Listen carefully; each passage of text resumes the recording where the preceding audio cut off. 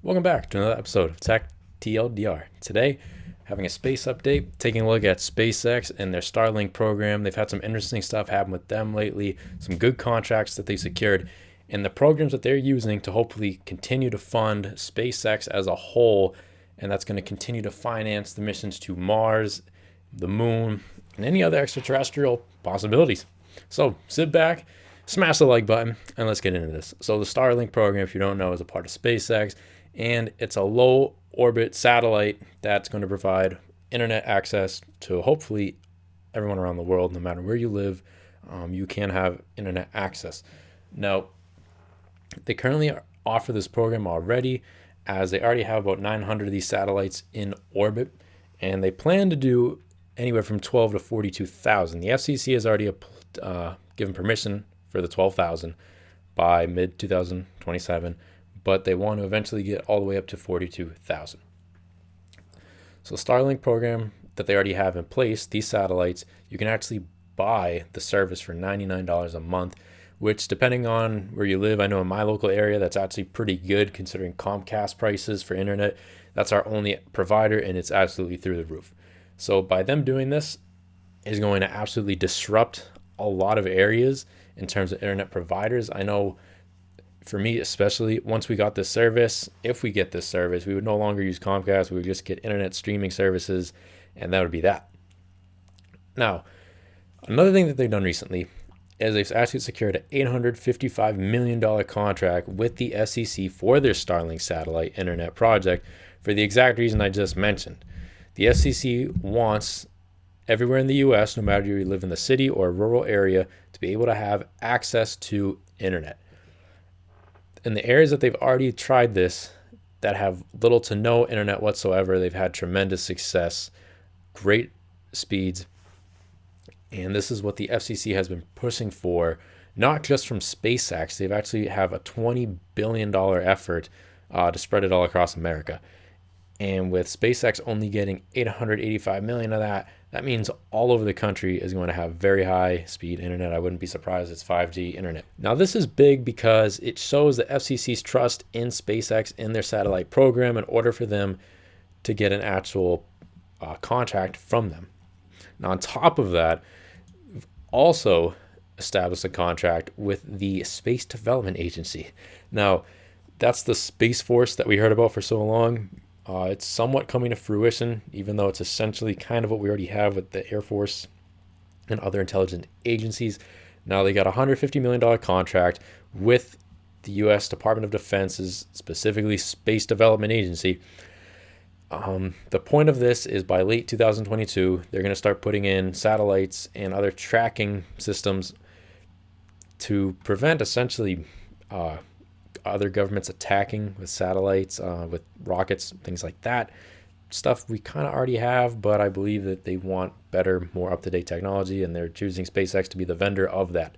So that and the $855 million contract, totaling to over $1 billion, is what's going to help SpaceX. But that's not the long-term plan. So that brings me back to my original point.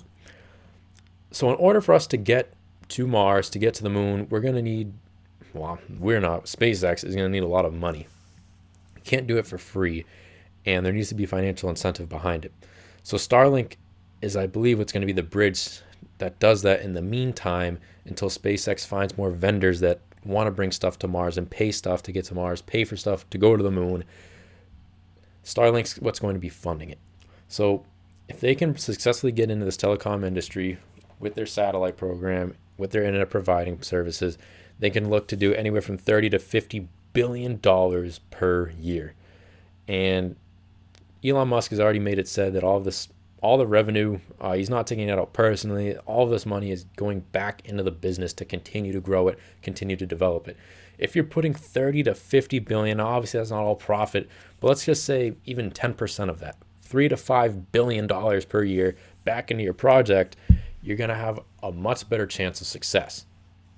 Now, obviously, right now, there aren't many people paying to go to the moon. I mean, there's no one paying to go to Mars. There needs to be money behind it. So if Starlink can be what affords this program, affords SpaceX to do these Mars missions in the meantime until there's actual customers, until there's an actual business models put in place that need to go to Mars and need to go to the moon that can generate revenue for the company. The Starlink is going to be that bridge. So I'm really hoping that the Starlink works for them. However, they have some problems. That brings me to the next point.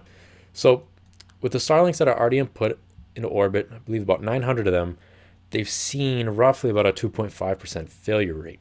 Now, these satellites, how they work is they have little thrusters on them that essentially help to make sure that they're staying in orbit, but the point is that once they're no longer needed and they're decommissioned, they can actually put them in Earth's atmosphere and they'll burn up on their way back to Earth. Now, if 2.5% of these are failing, that means that about, if you're going to have 42,000 of these, that means over 800 of them are going to essentially be floating in space without any way to control them, any way to contact them whatsoever.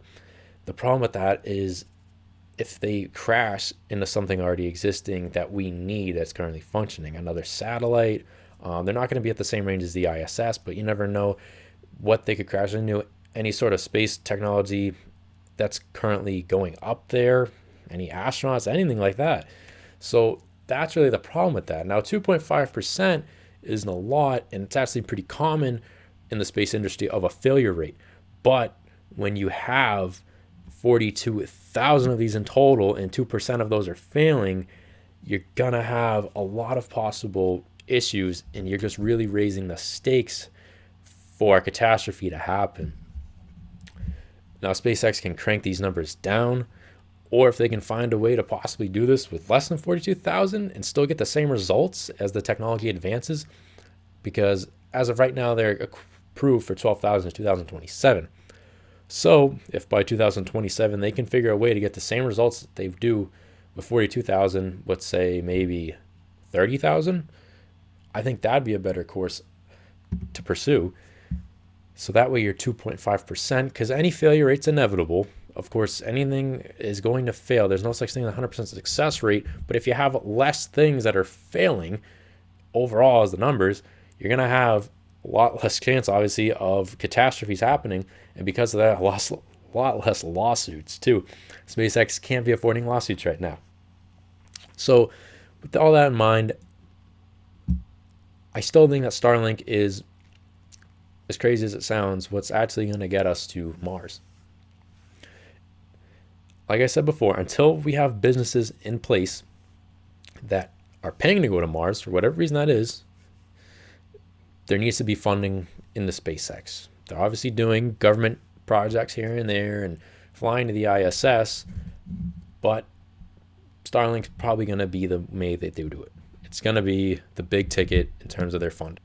Also, coming up in the next week, they might be launching the SN9 rocket. It's going to be interesting to watch that.